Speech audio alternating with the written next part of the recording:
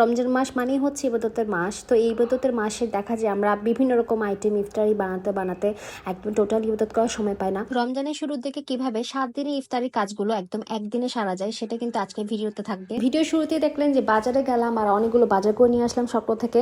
তো রমজান একদম শুরুর দিকে আপনার যা যা লাগে সেগুলো কিন্তু প্রথম দিকে আগে বাজার করে ফেলতে হবে। যেমন ধরেন হালিম, রুয়াবজা, একটা ট্যাঙ্গের শরবতের প্যাকেট, যেহেতু গরম পড়ছে তাই ফালুদা, আইসক্রিম এগুলো বানাতে পারেন। আর এই ফ্রাই প্যানটা আমি নতুন কিনেছি, এটাও কিন্তু অনেক অনেক ইম্পর্টেন্ট একটা জিনিস। একটু কম তেলে একটু ভাজা পড়া খাওয়ার চেষ্টা করবেন। বিভিন্ন রকম গরম মশলাগুলো কিন্তু কিনে রাখার জন্য ট্রাই করবেন, আর আগে থেকে ব্লেন্ড করে রাখলে তো আরো বেশি ভালো। ফ্রোজেন আইটেমের জন্য ব্রেড ক্রাম, ম্যাজিক মশলা এগুলো কিন্তু নিয়ে রাখতে পারেন। আর আমি টুনা ফিশের এই ক্যানটা নিয়েছি, যেহেতু সেহেরিতে মাছ বেচে খাওয়ার একটা মুড থাকে না, তো এই টুনা ফিশটা দিয়ে কিছু একটা বানানো যাবে। আর ঘিটা তো অবশ্যই লাগবে। আর আমি এখানে একটু বাদামটা অ্যাড করে দিই, কারণ হচ্ছে বাদামটা সবসময় আমার বাসার মধ্যে আমি রাখি। রেগুলার যেহেতু রোজা রাখা হয়, সারাদিন পর একটু ইফতারিতে তেমন একটা খাওয়া যায় না, তো বিভিন্ন রকম কাজু বাদাম, পেস্তা বাদাম, কিশমিশ এগুলো আমার স্টকে অলওয়েজ থাকে। আর রেগুলার চেষ্টা করবেন মানে 5 থেকে 10টা মতো মিনিমাম কিশমিশ বাদাম এগুলো খাওয়ার জন্য। এতে করে শরীরে একটু এনার্জি পাবেন আর শরীরটাও ভালো থাকবে। যেহেতু বাইরে ফ্রোজেনটা রমজান মাসে একটু কম কিনা হয়ে থাকে, তাই আমি এরকম ফিশ কাবাব বেশি করে বানিয়ে রাখি। আর ঘরে মাত্র 2জন মানুষ, বাহারি রকমের আইটেমগুলো না থাকলে ভালো লাগে না। তো ডেইলি দেখা যাচ্ছে ফিশ কাবাব 2টা করে ভেজে দিলেই হয়ে গেল। তো আমি একটু বেশি করে ফিশ কাবাব বানিয়ে রাখছি। আর এই ফিশ কাবাবটা বানাতে খুবই ইজি। কারো থেকে যদি এই রেসিপিটা লাগে তাহলে অবশ্যই কমেন্ট বক্সে জানাবেন। আমি নেক্সট টাইম এই ফিশ কাবাবের রেসিপিটা আপনাদের সাথে শেয়ার করব। চাইলে আপনারা চিকেন কাবাব, নাগেটস, সমুচা, অন্থন রোল এরকম বিভিন্ন রকমের আইটেম কিন্তু ফ্রোজেন করে ডিপ ফ্রিজে রেখে দিতে পারেন। ইফতারের সময় যত পার্সনের জন্য লাগবে জাস্ট তত পার্সনের জন্য বিভিন্ন রকমের আইটেমগুলো একটু তেলে ভেজে নিলে হয়ে গেল। এতে করে কিন্তু আপনার সময় অনেকটাই বেঁচে যাবে।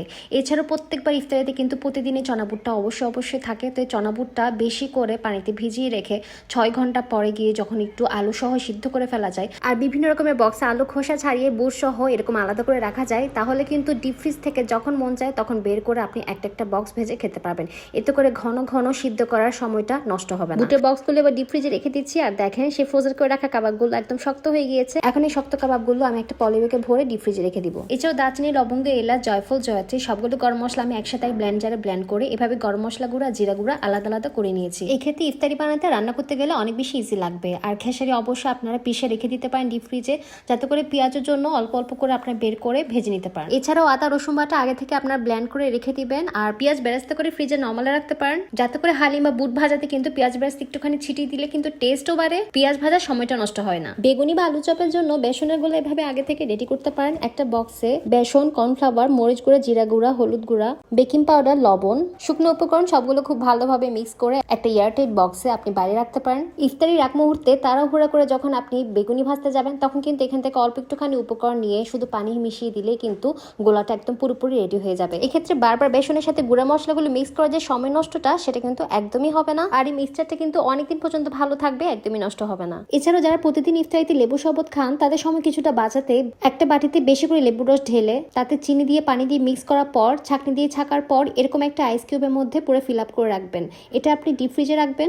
যখন ইফতারের এক মুহূর্তে লেবু শরবত করার টাইম হবে, তখন পানির সাথে কিউবগুলো মিক্স করলে কিন্তু শরবত রেডি। আর সংসারের টুকিটাকি যাবতীয় যা যা লাগে তা আগে থেকে কিন্তু আপনারা বাজার করে রাখবেন। তো আমি দারাজ থেকে এগুলো আগে থেকে অর্ডার করে রেখেছিলাম, এগুলো আজকে আসছে। কিচেনে হ্যাঙ্গার হিসেবে এই জিনিসগুলো খুবই ইম্পর্টেন্ট কাজে দেয়। তো আমি এগুলো কিন্তু প্রায় সময় ইউজ করে থাকি, স্টিকারের মতো লাগাতে অনেক ইজি আর অনেক ইউজফুল প্রোডাক্ট। তো আজকের এই ভিডিওটা যদি ভালো লেগে থাকে লাইক দিবেন, কমেন্টস করবেন, শেয়ার করবেন। আর এই পবিত্র রমজান মাসে বেশি বেশি ইবাদত করুন। আল্লাহ আপনার আমার সবার দোয়া যেন কবুল করে, সেই কামনাই করছি। আমাকে আপনার দোয়াতে রাখবেন, বেশি বেশি পানি খাবেন আর সুস্থ সবল থাকবেন। আজকের মতো সবাইকে খোদা হাফেজ, আসসালামু আলাইকুম।